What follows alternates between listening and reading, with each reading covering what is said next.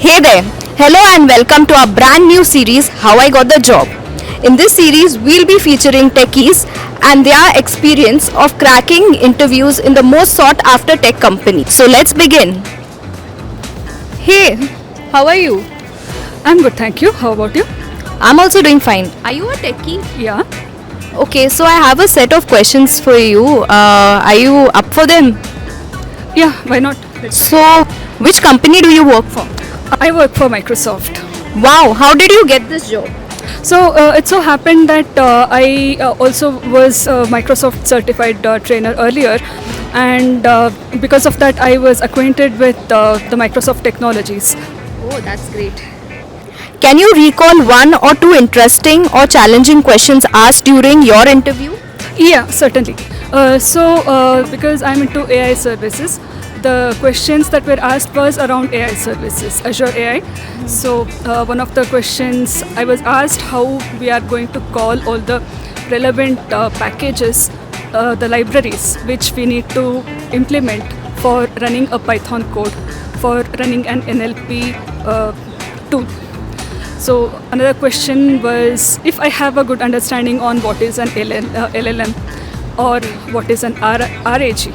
So and I was also asked if I know what is the process flow.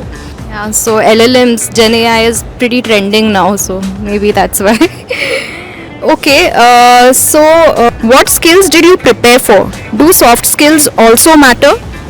Absolutely. So support team involves us to communicate regularly with the customers. The customers being all the strategic customers who are running their workload in the production already. And during the production, we face the issue. And so when the issue comes to us for troubleshooting, the first thing that we have to do is while understanding the problem itself is important. What is also more important is to assure the customer that yes, we are here to support you. What tech certification, tech stack, or tools were you expected to know or use? So one product that I was supposed to know is the AI services, because AI services is what I am here as a tech support engineer for. So this is Azure AI services? Yes, Azure AI services, and I also was expected to know all the various APIs that Azure AI services or the standalone services provides. And also I was expected to know about how Azure AI, OpenAI, Azure AI Foundry, they function. What advice would you give to someone applying for the same role? So first thing, because it is a tech industry and every product and every service keeps upgrading itself every now and then. So one thing I would advise for an aspirant for this particular role is to be thorough with the functioning of these services itself. So I would recommend by starting with say they can go for self-learning. In Microsoft Learn has all these modules anyway, and I would always recommend that go for a training which is provided by people who are well versed in this subject, right?